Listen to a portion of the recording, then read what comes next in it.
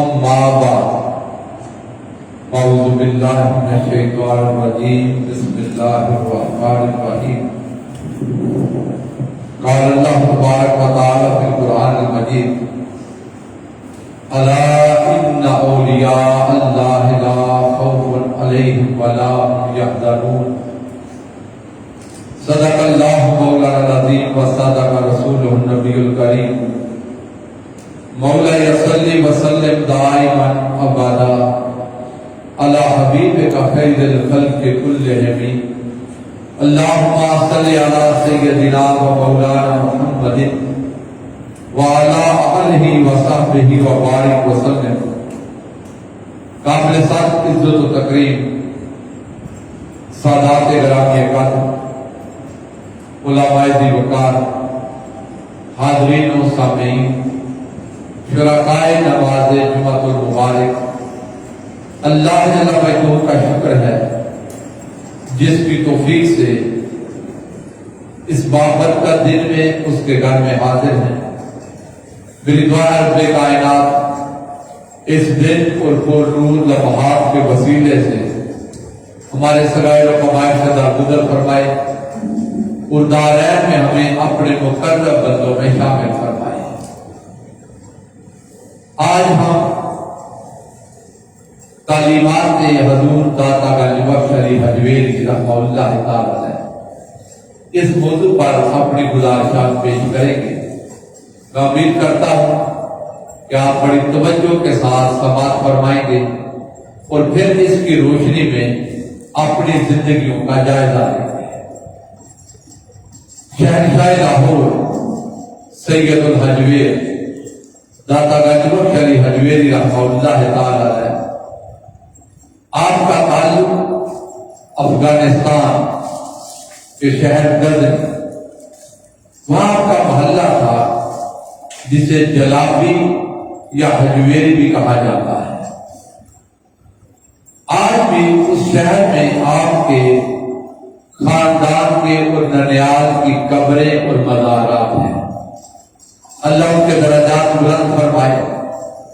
آپ کا سلسلہ طریقت شیخ ابو الفضل محمد بن حسن ختلی رحمہ اللہ تعالی آپ کے شیخ ہیں اور ان کے ذریعے حضرت مولا کائنات سیدنا علی المرتضیٰ رضی اللہ تعالیٰ تک پہنچتا ہے۔ شیخ ابو الحسن ختلی آپ مرید تھے شیخ بصری کے اور وہ مرید تھے شیخ ابو بکر شبلی کے۔ حضرت ابو بکر شبلی رحمہ اللہ تعالی آپ مرید تھے حضرت سیدنا جنید بغدادی کے۔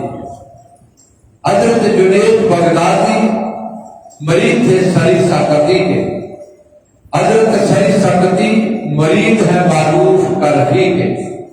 حضرت سیدنا معروف کرخی آپ مرید ہیں حضرت داؤد تائی کے۔ حضرت داؤد تائی وہ مرید تھے حبیب عجمی کے۔ حبیب عجمی مرید تھے حضرت شیخ حسن بصری کے۔ حسن بصری مرید تھے مولا کائنات سیدنا علی المرتضیٰ رضی اللہ تعالیٰ۔ جو آپ کا سلسلہ طریقت مولا کائنات آقا علیہ السلام تک جاتا ہے۔ حضرت داتا گنج بخش علی حجویری رحمہ اللہ تعالی آپ فقہی مذہباً حضرت سیدنا امام اعظم ابو حنیفہ سے نسبت رکھتے تھے اور یوں آپ کا تعلق فقہ حنفی اور شہنشاہ فقہ نعمان بن ثابت امام اعظم ابو حنیفہ سے اس طرح قائم ہوا کہ خود فرماتے ہیں میں ایک دن ملک شام میں حضرت سیدنا بلال کے مزار پاک کے پاس مؤذن رسول حضرت بلال حبشی ان کے سرحانے کے پاس لیٹا ہوا تھا۔ حضرت داتا صاحب فرماتے ہیں کہ حضرت بلال کے مزار پاک پر سرحانے کے قریب رات کو لیٹا ہوا تھا تو میں نے خواب میں آقا علیہ السلام کی زیارت دیکھا آقا علیہ السلام نے ایک بزرگ آدمی کو آغوش میں اٹھا رکھا ہے، جو باتوں میں جیسے کسی بچے کو بتا لیتا ہے، تو آقا علیہ السلام کی آغوش میں ایک بزرگ ہے، میں نے غور سے دیکھا تو وہ بزرگ ابو حنیفہ تھے۔ یہ اشارہ تھا کہ داتا حجویری آپ نے امام اعظم سے فقہی رشتہ مضبوط کرنا ہے، جوڑنا ہے، تو آپ نے یوں مذہبت فقہی طور پر فقہی مذہب کو قبول کیا۔ حضرت شیخ لاہور داتا حجویری رحمہ اللہ تعالی ہے۔ اب میں اس مقام پر توجہ جاؤں گا اور طریقت کا ذوق رکھنے والے سارے بزرگوں کا توجہ جاؤں گا۔ داتا صاحب رحمہ اللہ تعالی ہے 1000 سال کے لگ بھگ زمانہ بیتنے کو ہے، یعنی اسلام کی زندگی 1400-1500 سال، تو داتا صاحب کا 1000 سال اوپر جائے تو کتنا اچھا زمانہ ہوگا۔ یعنی 4-5ویں صدی کی بات ہے اسلام کی، اور آج کا اسلام اور مسلمانوں کا ہاتھ تو آپ کے سامنے ہے، ہمارے سامنے ہے۔ اب ذرا توجہ داتا صاحب رحمہ اللہ تعالی ہے، آپ فرماتے ہیں کہ میں نے یہ جو کتاب جس کا آج آپ بیان کریں گے سنیں گے، کشف المحجوب، کیا نام ہے؟ مشہور زمانہ آپ کی کتاب ہے، جس پر بزرگ فرماتے ہیں جس کا کوئی مرشد نہ ہو اس کی مرشد کشف المحجوب ہے، جس کا کوئی مرشد نہ ہو اس کی مرشد۔ مطلب کیا کہ جس طرح شیخ مرید کی رہنمائی کرتا ہے، استاد صادق کی رہنمائی کرتا ہے، یہ کتاب مرشد کے مقام پر جو رہنمائی دینا چاہے آج بھی اس کی ایسی تربیت کرتی ہے۔ کشف کہتے ہیں پردے کو اٹھانے کا، حق ظاہر کر دینے کا، حجاب سے ہے محجوب، یعنی یہ وہ کتاب ہے جو بندے کے پردے اٹھاتی ہے، بندے کے یہ جو دل پر، روح پر، نفس پر پردے آ جاتے ہیں، عقل پر، ان پردوں کو اٹھانا چاہے تو اللہ والوں کی کتابیں پڑھا کر۔ اب میں یہ جملہ کہنا چاہتا ہوں حاجی صاحب، بھائی جن کی کتابیں پردے اٹھائے ان کی صحبت پردے نہیں اٹھائے گی، جن کی کتاب پڑھے پردہ اٹھ جائے ان کے قدموں میں بیٹھے تو پردے نہیں اٹھے گے۔ اس لیے اللہ والوں کے پاس جایا کرو، میں ہر بار کہتا ہوں پردے اٹھتے ہیں۔ اب داتا صاحب فرماتے ہیں کہ میں جب گدری سے چلا افغانستان سے تو میرا جو اساتذہ تھا علمی کتابیں وہ تو وہاں رہ گئی، کیونکہ اس زمانے میں سفری سہولتیں آج جیسی نہیں تھی، وہ تو وہاں رہ گئی۔ تو فرماتے جب یہاں لکھنے کا کام کیا تو کتابیں نہیں تھے، وقت میں نہیں تھے میرے پاس، وہ اپنے ہاتھ سے کام کی۔ اب داتا صاحب شکوہ کرتے ہیں، تو جو ہے میں نے عرض کیا کہ 1000 سال پیچھے مڑ کر دیکھیں، آج کا زمانہ دیکھیں تو کتنا اچھا زمانہ۔ وہ داتا صاحب کہتے ہیں افسوس میں لاہور آیا تو نا جنسوں میں پھنس گیا، یعنی ان میں جن کو بچوں کی قدر نہیں، پہچان نہیں، جن کو اللہ بندوں کی،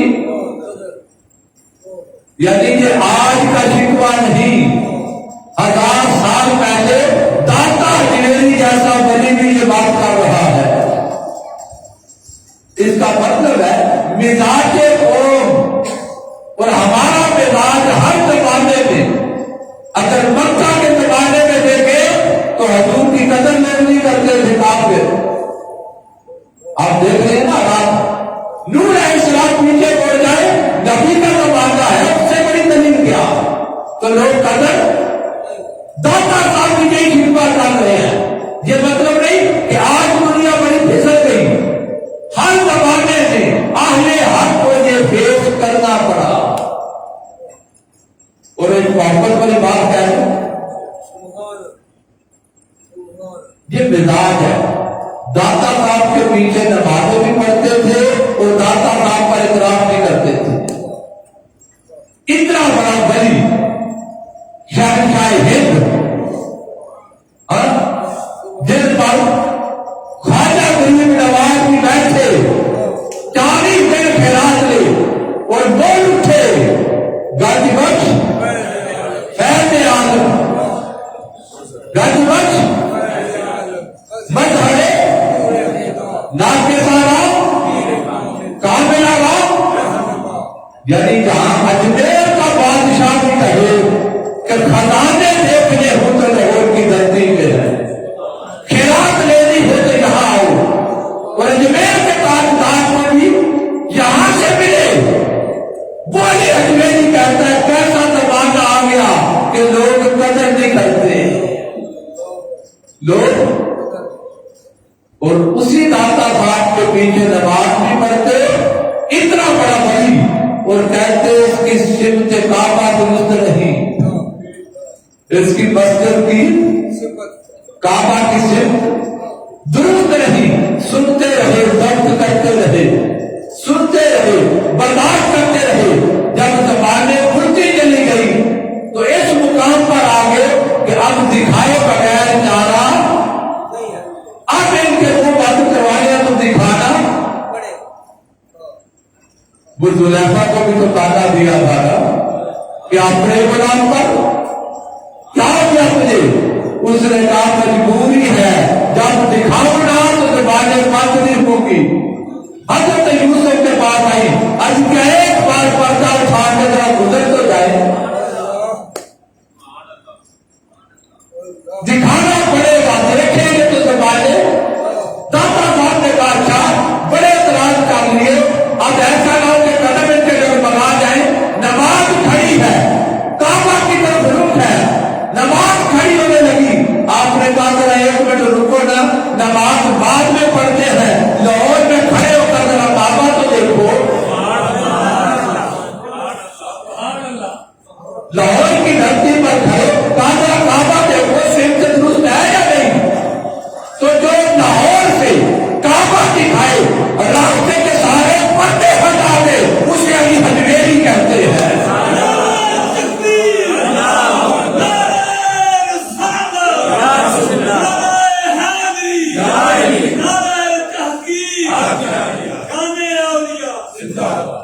اب میں جو بات کہنا چاہتا ہوں, یہ وہ اللہ کا ولی ہے, توجہ کرنا, وہ اللہ کا ولی لاہور میں کھڑے, مکہ تک ہزاروں میل پردے ہٹا کر کعبہ دکھا دے. جو لاہور سے ارادت مندوں کو کعبہ دکھا سکتا ہے, وہ پکڑ کر فرید کو گنبد خضرا کے وادی سے ملا نہیں سکتا. جو کعبہ دکھا دے وہ رسول اللہ سے نہیں ملا سکتا, جو کعبہ دکھا دے وہ کعبہ کے رب سے نہیں ملا سکتا. تو اللہ کے ولی بتا رہے ہیں, کعبہ دیکھنا ہو تو آؤ, کعبہ دیکھنا ہو تو آؤ, کعبے والا دیکھنا ہو تو بھی آؤ. اب ذرا توجہ کرنا, جہاں میں مزاج ولیوں کا بتانے لگا. حضرت رابعہ بصریہ رحمہ اللہ تعالی وہ چلی جا رہی ہے کعبہ کی طرف حج کے لیے, اللہ کے در حاضری کے لیے, اور چلتے چلتے عشق مسافروں کے انداز الگ ہوتے. چلتے چلتے ایک قدم اٹھاتی تو نفل ادا کر. اب بھی تو جاتے ہیں نا, گھنٹوں میں چلے جائیں. کبھی زمانہ تھا میں بھی جہاز چلتے تھے, ہفتے 10 دن 15 دن مہینے لگتے تھے. آج 4-5 گھنٹے کی فلائٹ ہو گئی. تو کیا وہ زمانہ تھا تو گھوڑوں پر, اونٹوں پر چلتے, پیدل چلتے. رابعہ بصریہ بھی چلی, ایک قدم اٹھاتی تو نفل ادا کرتی. ادھر کوئی اور اللہ کا عاشق بھی چلا, وہ قدم اٹھاتا تو سجدہ کرتا. ایک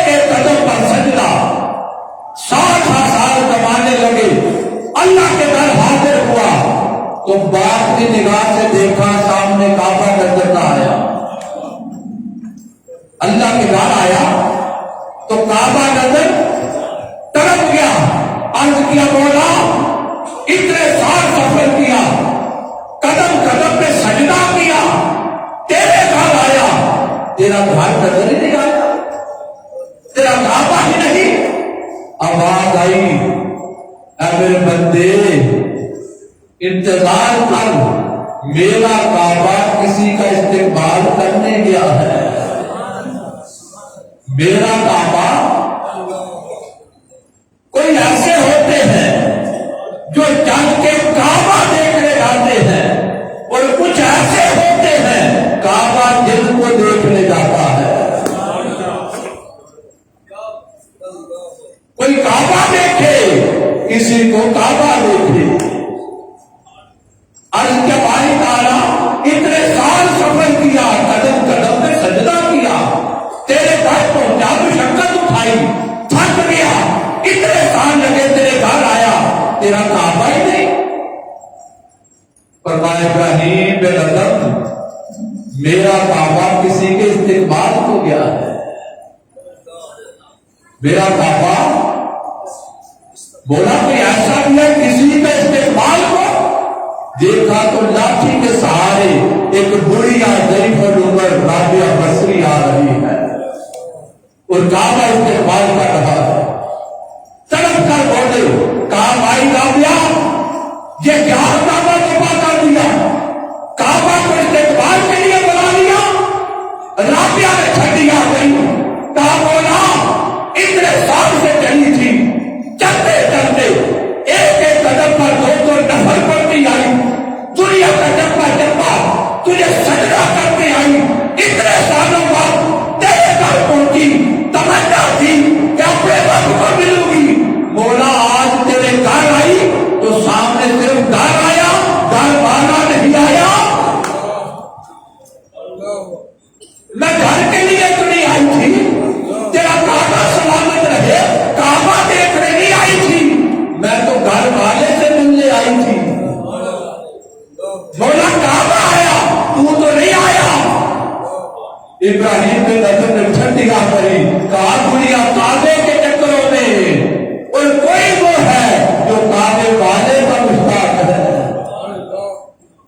لوگوں کعبہ دیکھو, کعبے جاؤ, مگر کبھی مٹ میں یہ طرف لے کر جاؤ, کبھی کعبے والا بھی ملے. مدینہ جاؤ, مدینہ کی خیرات اپنے سینے کو روشن کرو, مگر کبھی سامان کے ساتھ جاؤ, کبھی مدینے والا بھی ملے.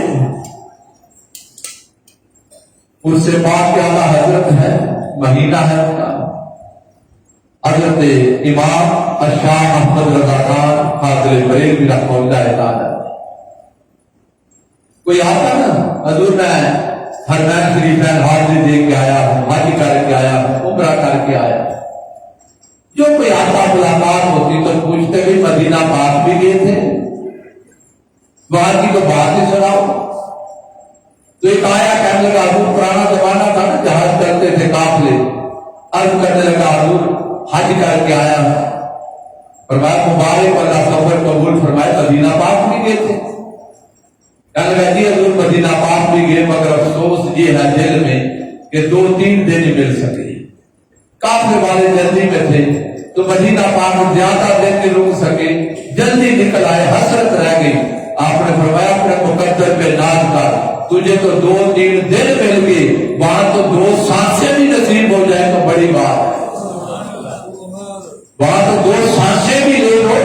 شہر بندہا میں, یہاں کے دیش میں تیری زندگی ناز کالج پر تجھے مدینہ تو رسول کی ہوا مل گئی.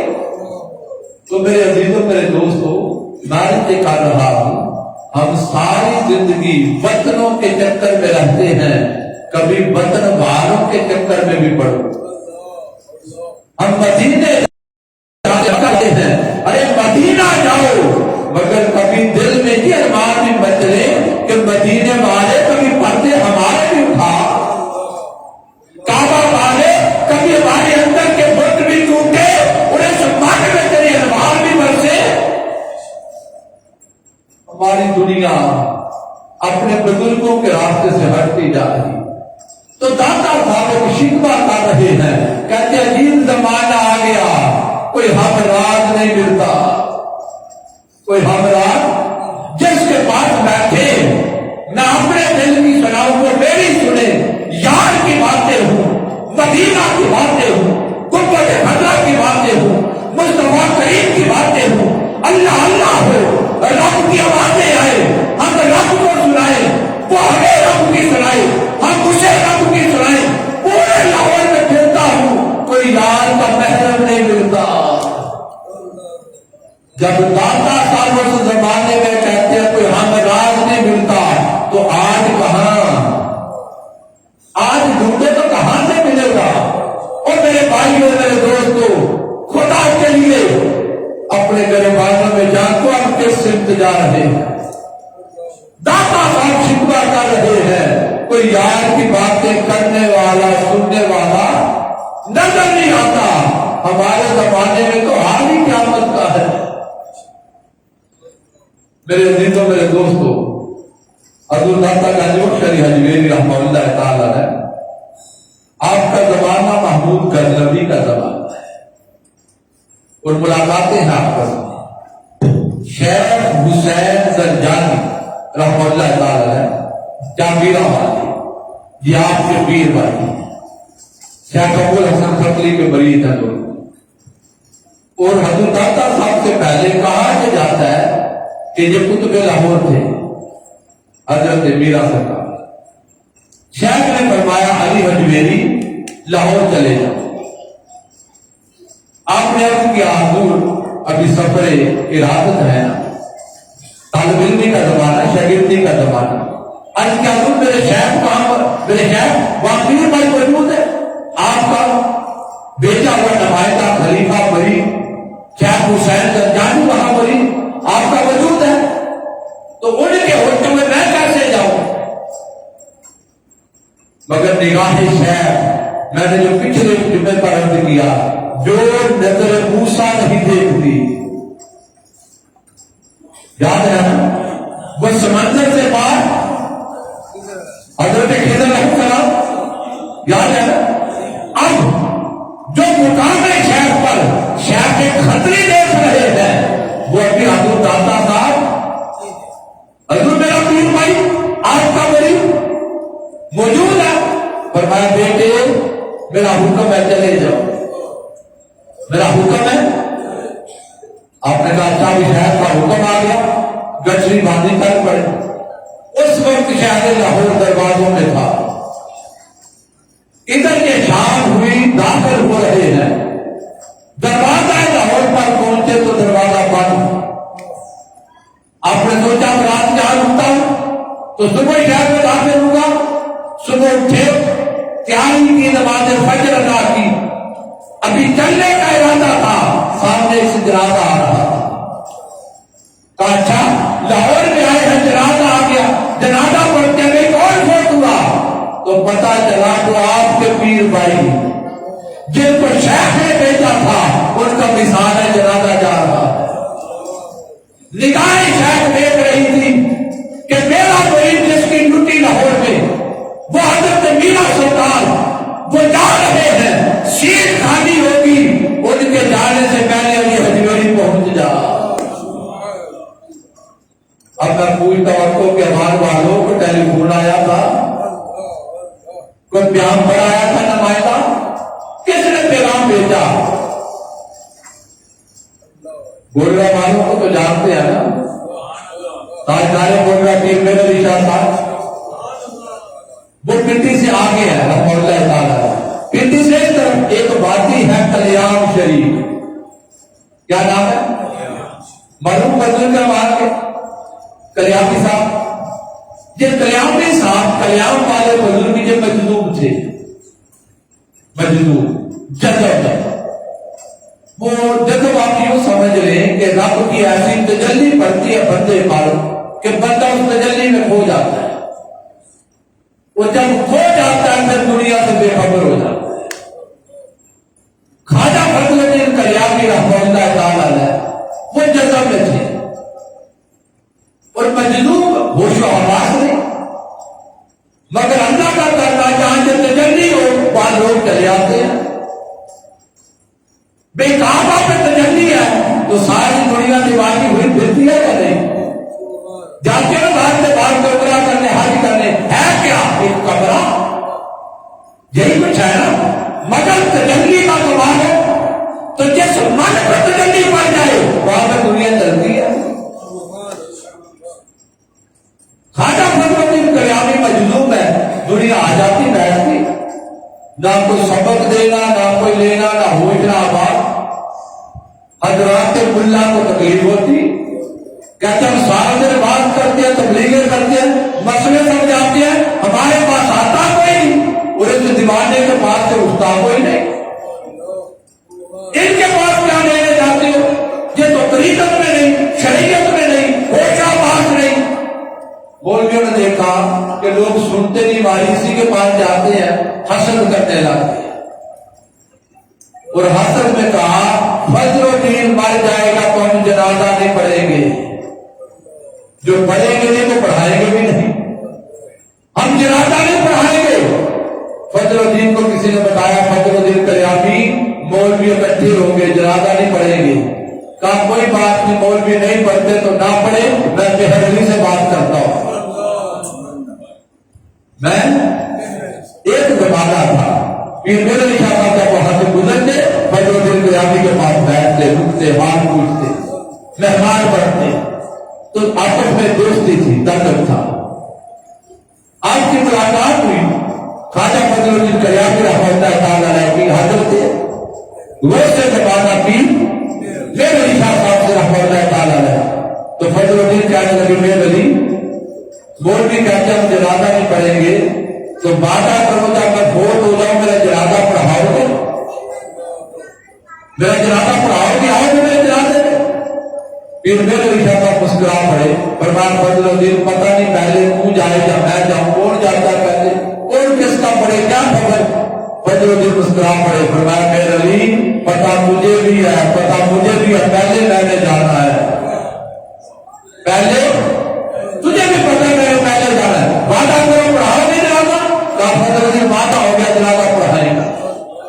اب یہ ہے کلیان, وہ ہے بولنا شریف. آپ نے پنڈی سے 50 کلو میٹر اندر, وہ پنڈی سے 50 ادھر, خدا چاہنے کو 100-150 کلو میٹر بڑھتا ہو. اب کتنا فاصلہ, ایک دن رات ڈھلی صبح کے قریب کسی نے گولڈا شریف دروازے پہ دستک دی. پھر میرے اشارہ نے پوچھا کون, کہا حضرت آپ نے وعدہ کیا تھا جنازہ پڑھانے کا. فضل الدین مثال کر دیا. پھر میرے اشارہ مجھے تیاری کی, گھوڑے ٹانگے کرتے تھے پرانا زمانہ. اب تیاری کی, سواری تیار ہوئی تو نکلتے نکلتے گولڈا شریف سے تھوڑی دیر ہو گئی. کلیان شریف آ رہا تھا جنازہ پڑھانے. حدود گولڈا سے نکل رہے تھے کہ فضل الدین کلیانی سامنے کھڑا ہے. گولڈا شریف سے حدود سے نکل رہے سامنے فضل الدین. آپ نے دیکھا فرمان فضل الدین ہم تیرا جنازہ پڑھانے آئے, تو پڑھنے میں کیا کر رہا ہے. کاجو ویسے ہی آیا کہ گرمی بڑی سخت ہے, لوگ دھوپ میں کھڑے ہیں, میرا جنازہ تیار ہے, دنیا آئی ہوئی ہے, دھوپ بڑی ہے, ذرا جلدی آ جائے. مرنے کے بعد بھی آنے والوں کی فکر ہے. آپ چلے حدود گولڈا سے چلتے چلتے کلیان کی حدود میں داخل ہوئے. فضل الدین سامنے کھڑا. فرمایا فضل الدین اب کیا ہوا. عرض کیا سید زادے کا استقبال کرنے آیا. سید زادے کا تو میں سے کہا بابا یہ ایک نگاہ آپ اپنے ولی کو دیتا ہے. شیخ دیکھ رہا تھا کہ میرا مرید جا رہا ہے, علی حجویری وہاں پہنچ جاؤ. کچھ میں شاید سمجھ آ گیا تو کچھ میں لاہور داتا علی حجویری داخل ہو گئی. تو میرے عزیزوں میرے دوستوں میں آج یہ کر رہا ہوں, حضرت داتا صاحب رحمۃ اللہ تعالی علیہ آپ کی چند باتیں بڑی قابل توجہ ہے. وہ زمانہ 1000 سال پہلے کا ہے. آپ فرماتے ہیں بدقسمتی سے لوگوں نے مجاہدے کا نام مناظرہ رکھ لیا، یعنی لڑائی جھگڑے کو مناظرے کا نام دے دیا. یعنی وہ شکوہ یہ کہا گیا ہے کہ مناظرے تو ہوتے تھے علمی دلائل کے، یہ دلائل دے وہ دلائل دے، اب مناظرے نہیں ہوتے، جھگڑے ہوتے ہیں. اور وہ 1000 سال پہلے تو ہمارے زمانے کے مناظرے کیا ہوتے ہیں، جن کا کبھی مناظرہ سنے دونوں نے اتحاد چھاپ کے لاتے ہیں فرنٹ چار کر کے کہ جیسے مناظرے میں جائیں ہم نے پوسٹر لگا دیا یہ جیت گیا، وہ کہتا ہے یہ جیت گیا. دلائل نہیں ہوتے، گالی گلوچ ہوتا ہے، لڑائی اور جھگڑے ہوتے ہیں، جنگ اور جدال ہوتا ہے. اب قرآن و حدیث کے دلائل الا ماشاء اللہ خال خال کا دلائل. تو داتا صاحب 1000 سال پہلے کہہ رہے ہیں مناظرے نہیں رہے، جدال لڑائی جھگڑے بن گئے. پھر داتا صاحب دوسری بات کرتے ہیں جس توجہ کرنا، فرماتے ہیں کمینہ پن کا نام لوگوں نے غیرت رکھ لیا ہے. گٹیا پن، کمینہ پن، اس کو غیرت کا نام دے دیا ہے. یہ دنیا کے مزاج جیسے کیسے بدل گئے. پھر فرماتے ہیں کہ ہتھیار، بکواس، فضول باتیں اس کو لوگ معرفت کا نام دیتے ہیں.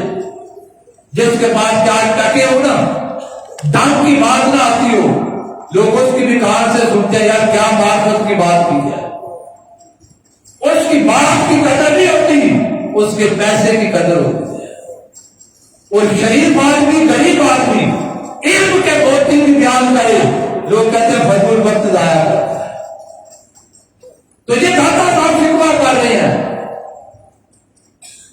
کہ ہمارے زمانے کا حال یہ کہ ٹکے والوں کی قدر ہے، کردار والوں کی قدر. پھر داتا صاحب کہتے ہیں اب وہ زمانہ بھی دیکھتے جائیں، کیا آج کے زمانے میں کوئی فرق ہے؟ مزاج ایک جیسا ہی ہے. پھر داتا صاحب کہتے ہیں ترک احکام شریعت، لوگوں نے قرآن و حدیث کو چھوڑ کر، عمل کو چھوڑ کر جو زندگی بنا لی اسے تصوف کا نام دے دیا. انگوٹھیاں پتریاں پہن لیں، گلوں میں تسبیحاں ہار ڈال لیں، لمبی چوڑی پگڑی باندھ لیں، ہولیا بنا لیں، داڑھی لمبی کر لیں، عمل ان کی زندگی میں نظر نہیں آتا. باقی جلس منشیات نشے اخلاق کردار دور دور تک نہیں، اور ہولیا بنا کر صوفی بن گئے، تصوف کا نام بدنام کرنے لگے. داتا صاحب کہتے ہیں ہمارے زمانے کا تو حال یہ بن گیا. اس زمانے کا یہ حال ہے تو آج کا حال کیا ہوگا؟ اور میرے عزیزوں، آج میں نے کیا کشف الموجود پیش کر دیا. اب ذرا توجہ کریں. اب داتا صاحب کی کتاب سے بڑی سرائی بات کرنے لگا. توجہ ہے؟ حضرت داتا صاحب نے سے نقل کیا، فرماتے ہیں ایک حقائق بیان کی کہ رئیس بصرہ کا جو حاکم تھا بادشاہ، وہ اپنے ملک میں سیر کرتا ٹہلتا ایک باغ میں داخل ہوا. اس باغ میں جو باغ والا تھا اس کے کار آیا، اس رئیس کی نظر پڑی باغ والے کی بیوی پر. اسے بیوی اچھی لگی تو اس نے بادشاہ نے باغ والے کو جو بندہ تھا اسے بھیجا، جا بازار سے میرے لیے کوئی چیز لے کے آ، سامان کھانے پینے کا کسی کام بھیج دیا. اور اس کی بیوی کو برگلانے لگا، زبردستی کرنے لگا. اس نے کہا دروازے بند کر دو. اس بیوی نے کہا بادشاہ سے، کہا بادشاہ میری عزت میرے ہاتھ میں، شوہر میرا تمہیں باہر بھیج دیا، اب سارے دروازے بند کر دے. اب غریب لوگ کچھ کر تو نہیں سکتے، دروازے بند کر دے تاکہ کوئی نہ دیکھے. مگر ایک دروازہ وہ ہے جسے میں بھی بند نہیں کر سکتی، جسے تو بھی بند. بادشاہ دنیا کی نظر سے تو بچ جائے گا، اس کے گرفت سے کون بچائے گا؟ بادشاہ نے سنا تو ڈر گیا، معافی مانگی. داتا صاحب کہتے ہیں کیا زمانہ تھا کہ محنت مزدوری کرنے والوں کے گھروں میں عورتیں اتنی پاک باز، اتنی تقدس باز، عزت باز، اتنی فقیرہ صابے کے دار ہوتی تھی کہ وقت کے بادشاہ کو بھی آنکھوں میں آنکھیں ڈال کر بات کرتی. کیا کردار تھا. اور آج ہمارے زمانے کا حال. اور میرے عزیزوں، میرے دوستوں، آج دادا صاحب کہتے ہیں کہ کردار کی ضرورت ہے، اخلاق کی ضرورت ہے، اللہ حضور سے تعلق. آقا علیہ الصلوۃ والسلام جلوہ فروز ہے. ایک بوڑھا شخص کافر حضور کی بارگاہ میں حاضر ہوا علیہ السلام. عرض کرنے لگا محمد صلی اللہ علیہ وسلم، میں نے گناہ بڑے کیے ہیں، میں نے گناہ بڑے کیے ہیں. میرے آقا علیہ السلام نے فرمایا اچھا تم کلمہ پڑھ دو، ایمان لے آؤ، تیرے سارے گناہ مٹ جائیں گے. اس نے کہا کہ ابھی سوچ لے میرے گناہ بڑے ہیں. حضور نے فرمایا تیرے گناہ جتنے بھی بڑے ہیں میرے رب کی رحمت اس سے بڑی ہے. ایمان لے آؤ، گناہ معاف ہو جائیں گے. اس نے کہا جی ماتا. حضور نے فرمایا ماتا. اس نے کہا بوڑھا تو ہو ہی گیا ہوں، اب کلمہ پڑھ لیتا ہوں، اب گناہ کی تو عمر نہیں، پچھلے معاف ہو جائے، خدا جانے کا موت آ جائے، باقی 4 دن جو ہے وہ بچا لوں گا اپنے آپ کو. اس نے کلمہ پڑھا، مسلمان ہو گیا. میرے آقا کے غلاموں نے مبارک دی، خوش ہو گیا، میرے پچھلے معاف ہو گئے. آقا علیہ السلام سے تعلیمات لی کہ اب اپنی زندگی اس طرح گزاروں گا کہ آخرت اچھی ہو جائے. اس بارگاہ سے خوشخبری لے کے پچھلے معاف ہو گئے، گھر کو چلا. تھوڑی دور گیا تو پلٹ کے آیا. اس کے من میں ایک خیال آیا، عرض کرنے لگا یا رسول اللہ ایک سوال کروں صلی اللہ علیہ وسلم. آقا علیہ السلام نے فرمایا پوچھو. کہنے لگا جی یہ بتائیں جب میں گناہ کرتا تھا میرا رب دیکھتا تھا؟ جب میں گناہ کرتا تھا میرا رب؟ حضور نے فرمایا ہاں میرے غلام کو ہر ایک کو دیکھتا ہے، ہر لمحے دیکھتا ہے. اس نے سنا نا کہ میں تو گناہ کرتا تھا رب دیکھتا تھا. اس نے ٹھنڈی آنکھ بھری، وہیں بیٹھا زمین پہ لیٹا تڑپنے لگا. صحابہ کرام بھاگے، اس بوڑھے کو کیا ہوا؟ قریب آ کر دیکھا اس کی روح برباد کر دی. اس حیا نے، شرم نے مار دیا کہ بندے تو گناہ کرتا تھا، رب کے سامنے کون سا منہ لے کے جائے گا. وہ بصرہ کی باغ والے کی بیوی کہہ رہی ہے بادشاہ دروازے بند کر دے، دنیا تو نہیں دیکھے گی مگر ایک دروازہ کھلا ہے وہ تو دیکھ رہا ہے، اس کے سامنے تو جانا ہے، جواب دینا ہوگا. میرے عزیزوں میرے دوستوں، جب کوئی کام کرنے لگو، جب کوئی قدم اٹھانے لگو، اب دیکھتے کوئی دیکھ تو نہیں رہا. گلی محلے سے، برادری سے، خاندان سے کئی کام ہم نہیں کرتے، یار وہ فلاں دیکھ رہا ہے. وہ فلاں کا حیا کر کے کام نہ کرنے والے یا گناہ نہ کرنے والے کبھی یہ بھی تو یقین کر وہ خدا بھی تو دیکھ رہا ہے. اور قرآن آواز دے رہا ہے اِنَّا إِلَيْنَا إِيَابَهُمْ. بندے گزار لے زندگی، ایک دن پلٹ کے تو میرے پاس آ. اِنَّا عَلَيْنَا حِسَابَهُمْ. پھر حساب تو تیرا ہم نہیں کرنا ہے. اور میرے عزیزوں میرے دوستوں، داتا صاحب فرما رہے ہیں کہ دنیا کی نظروں سے بچ کر گناہ کرنے والے خدا کی نظر سے تو بچ کوئی نہیں سکتا.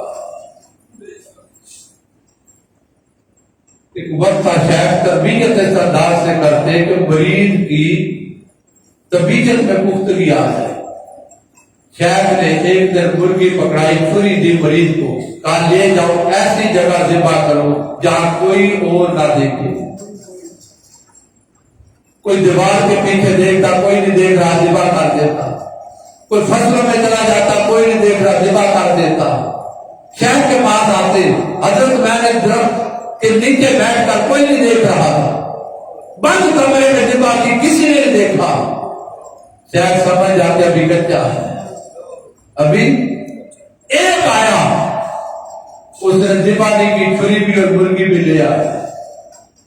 فرمایا تو نے ذبح کیوں نہیں کی؟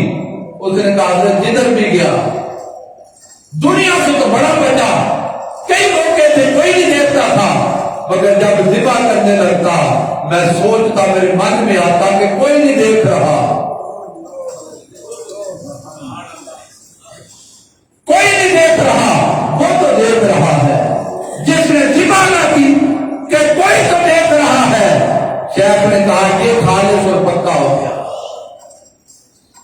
میرے عزیزوں میرے دوستوں، دنیا کی طرف ہماری نظریں کوئی نہیں دیکھ رہا، کبھی یہ بھی ایمان میں پختگی لا کہ وہ دیکھ رہا ہے۔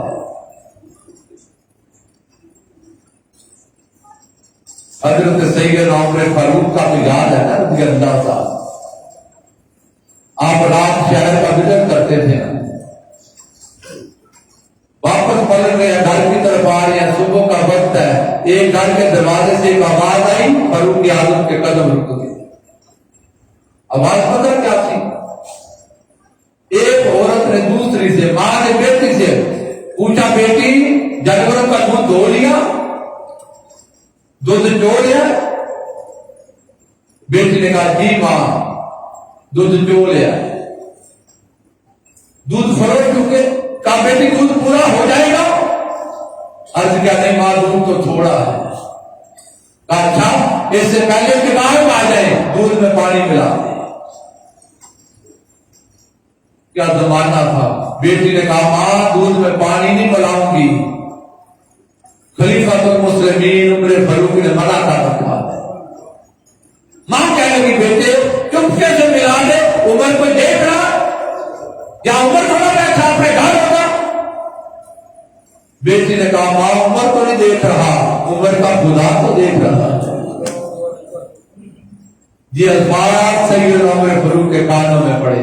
آپ نے خادم سے کہا دروازے کو نشانی لگا۔ دن طلوع ہوا، صبح ہوئی، آپ نے پتہ کروایا اس گھر میں کون رہتا ہے؟ کسی نے بتایا خاتون ہے، جوان بیٹی ہے، اس کی بیٹی کے بھی شادی نہیں ہوئی۔ حضرت عمر فاروق نے پیغام بھیجا، اے بڑھیا عمر کے ساتھ ایک نیکی تو کر۔ اس نے کہا امیر المومنین حکم کریں، کہا اپنی بیٹی کا رشتہ عمر کے بیٹے کو دے دے، اپنی بیٹی کا رشتہ عمر کے بیٹے کو دے دے۔ اس نے کہا امیر المومنین کیا بات کرتے ہیں، ہم غریب لوگ، آپ خلیفۃ الرسول، بات نہیں بڑھتی، 22 لاکھ مربع دین جس عمر کے زمانے میں اسلام پھیلا، اتنا بڑا حاکم بادشاہ حضور کا غلام، ہمارا اور آپ کے رشتے داری جوڑ نہیں بنتا۔ آپ نے کہا نہیں بڑھیا بات جوڑ کی نہیں، بات تیری بیٹی کے کردار کی ہے۔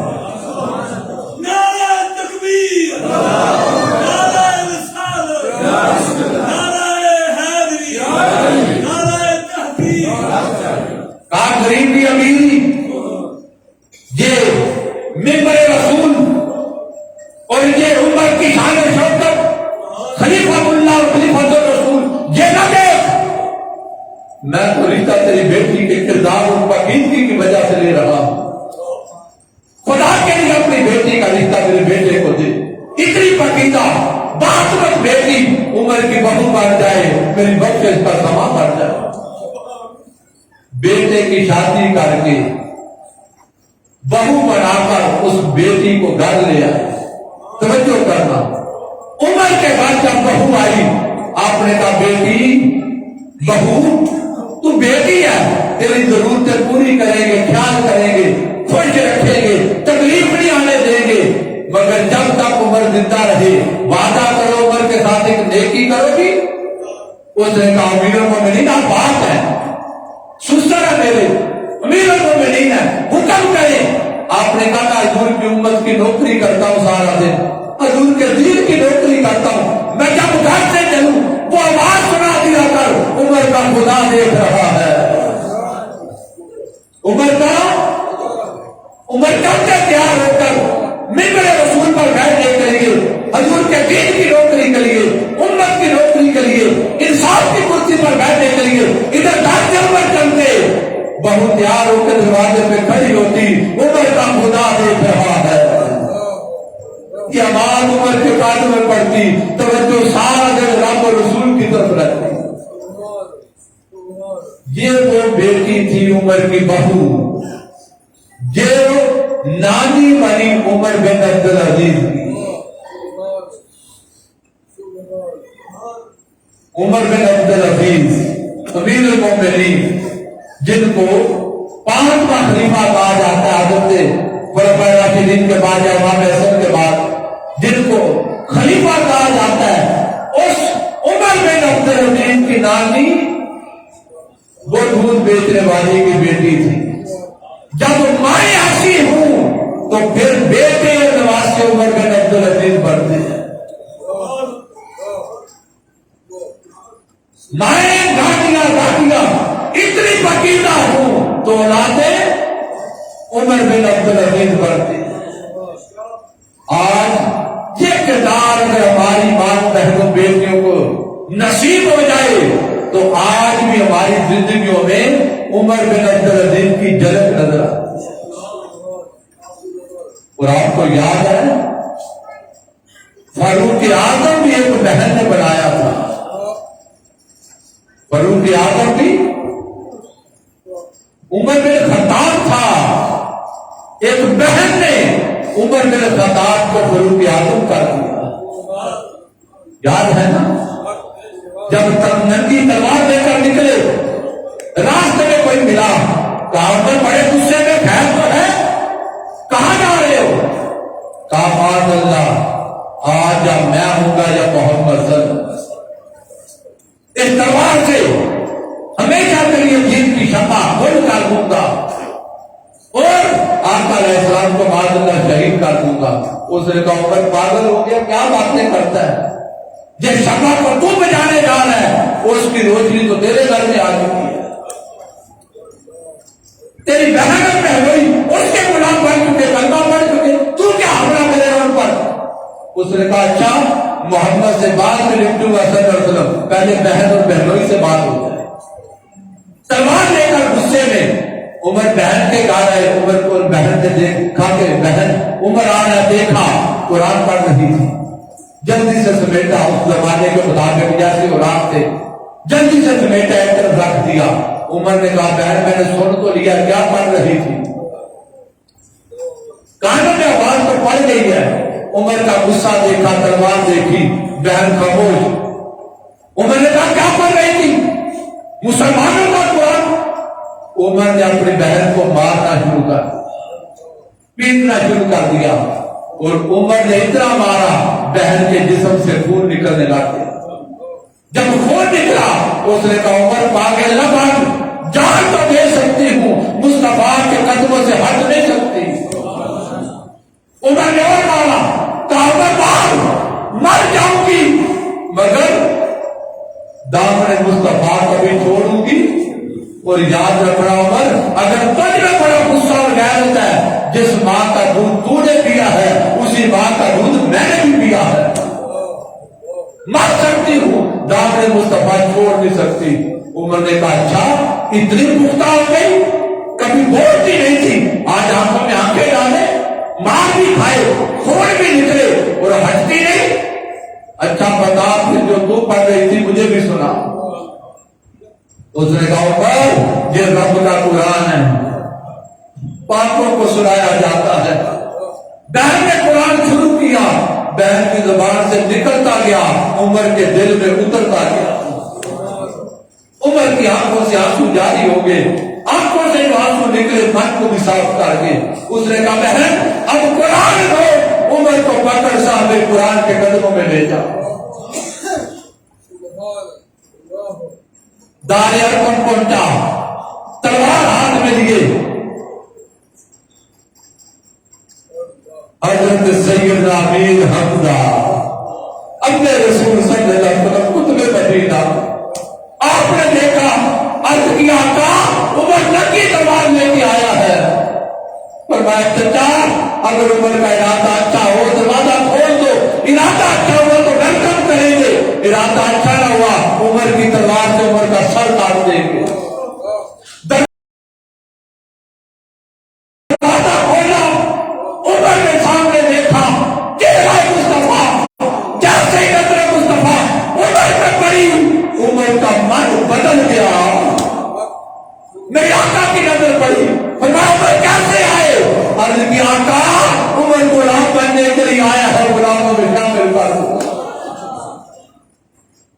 میرے عزیزوں میرے دوستوں، یہ رب کا قرآن بہن نے پڑھا، بھائی عمر بن خطاب سے فاروق اعظم بن گیا، اور یہ قرآن ہم دن رات پڑھتے ہیں، من میں تبدیلی خدا کے لیے اس قرآن کو پڑھا کرو، اس قرآن کو۔